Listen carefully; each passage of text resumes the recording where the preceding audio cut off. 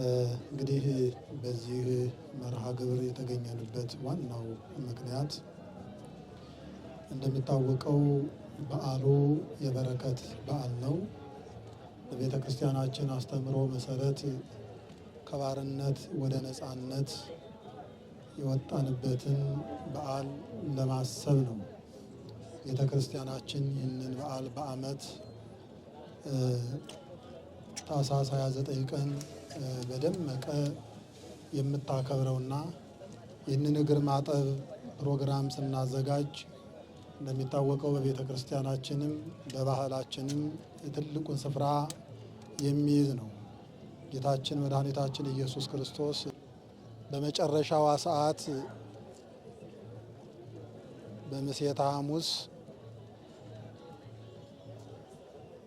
የፍቅር ምሽት ተብላ በምትጠራው ሐሙስ ማታ ያሳየንን ትሕትና የሰጠንን መመሪያ በተግባር ለመግለጥ ነው።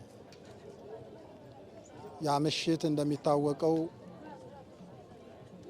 ቅዱስ መጽሐፍ እንደሚነግረን ጌታችን ኢየሱስ ክርስቶስ የጠራቸውን እንዳከበረ ያከበራቸውንም እስከ መጨረሻው ድረስ እንደወደዳቸው የተገለጸበት ምሽት ነው። በዚህ ምሽት ካደረጋቸው ታላላቅ ተግባራት አንደኛው ጌታችን ኢየሱስ ክርስቶስ እኛ ፍለጋውን እንድንከተል እኛም በሕይወታችን እንድንኖረውና እንድንፈጽመው ከሰጠን መመሪያ አንደኛው የእግር ማጠብ ስነ ስርዓት ነው። እንግዲህ ጌታችን ኢየሱስ ክርስቶስ በዚህ ምሽት የደቀ መዛሙርቱን እግር እንዳጠበ በመጨረሻው ያስተላለፈው መልእክት ያደረኩትን ነገር አወቃችሁን? አይመርክሙኑ ዘገበርኩ ለክሙ። ያደረኩትን ነገር አወቃችሁን? ተረዳችሁን? ካለ በኋላ እንግዲህ እኔ መምህራችሁ ጌታችሁ ስሆን እግራችሁን አጠብኳችሁ። ይህንን ካደረግኩ አንትሙኒ ይደልወክሙ ከመ ትሕጽቡ እግራ ቢጽክሙ፣ እናንተም ደግሞ የባልንጀሮቻችሁን የጓደኞቻችሁን እግር ልታጥቡ ይገባል ብሎ የሰጠው መመሪያ ማንኛውም ክርስቲያን የፍቅር መገለጫ ወንድሙን የሚወድበት ወንድሙን እንደሚወደው የሚገልጥበት አንደኛው ተግባር እግር ማጠብ ነው። ስለዚህ ይህንን መለኮታዊ መመሪያ ይህንን የወንጌል ቃል አባቶቻችን ለዘመናት በዚህ ቅዱስ ቦታ ሲተገብሩት ኑረዋል። እኛም ደግሞ ይህንን አስመልክቶ ዛሬ በዚህ በዓል ተገኝተው በዚህ ቅዱስ ቦታ ተገኝተው በረከት ለሚካፈሉ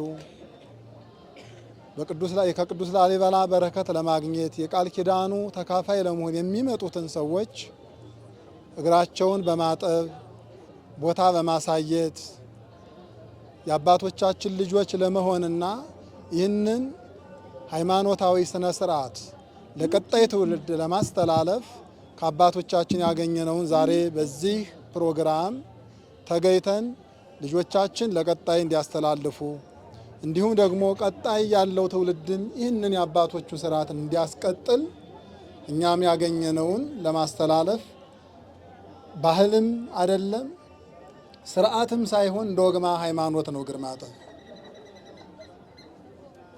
እንዳልነው የመጨረሻዋ ምሽት ላይ ጌታችን ኢየሱስ ክርስቶስ ከሰጠን በሕይወታችን እንድንኖረውና እንድንተገብረው ከሰጠን መመሪያ እሱ ቁጭ ብሎ አጥቦ እናንተም ይህንኑ አድርጉት ነው ያለን። ስለዚህ ከምናደርጋቸው የፍቅር ማሳያዎች ከሆኑ ትልልቅ ተግባራት አንደኛው እግር ማጠብ የትሕትና መገለጫ ነው ማለት ነው። ከጥቂት ሰዓት በኋላ ምን እንደሚጠብቀው እያወቀ ሞት እንደሚጠብቀው ግርፋት እንደሚጠብቀው እያወቀ ትልቅ ፍቅር አድርጎ ማሳያ አድርጎ ለደቀ መዛሙርቱ በፊታቸው የተገበረው አንደኛው ነገር እግራቸው ስር ቁጭ ብሎ እግራቸውን ማጠብ ነበር። ስለዚህ ለክርስቲያን ሁሉ መመሪያ ነው ማለት ነው። ይህንን መሰረት አድርገን ከፊታችን ያለውን በዓል ለማክበር የሚመጡ እንግዶቻችንን እግራቸውን አጥበን ለመቀበል የዛሬው ፕሮግራም በዚህ መልኩ በይፋ የተከፈተ መሆኑን ለማብሰር ነው። ይህ ማለት ወደፊትም ይቀጥላል፣ ልጆቻችን አድርጉት፣ ሃይማኖታዊ ስነ ስርዓት ነው ብላ ቤተ ክርስቲያን ይህንን በዓል በይፋ መጀመሯን ለማብሰር ነው።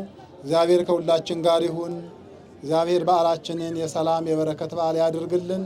በዚህ የምትሳተፉ ወጣቶቻችንን ሁሉ እናንተም እንዲህ የምታደርጉትን ነገ የእናንተን ተግባር የሚቀበልና የሚተገብር ትውልድ ለማፍራት ትልቅ ኃላፊነት አለባችሁና ይህንን የጀመራችሁትን ወደፊት ከእናንተ ስር ያሉ ልጆቻችን ከዛም በኋላ የሚቀጥሉት እንዲተገብሩት ትልቅ ኃላፊነት አለባችሁ።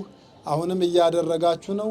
ይህንን ደግሞ እግዚአብሔር ሲያግዝ ነውና እኛ እንነሳሳለን፣ እግዚአብሔር ይፈጽማል። እኛ ለማድረግ እናስባለን፣ እግዚአብሔር ያግዛልና ስራችሁን የበረከት ያድርግላችሁ። እግዚአብሔር ከሁላችን ጋር ይሁን።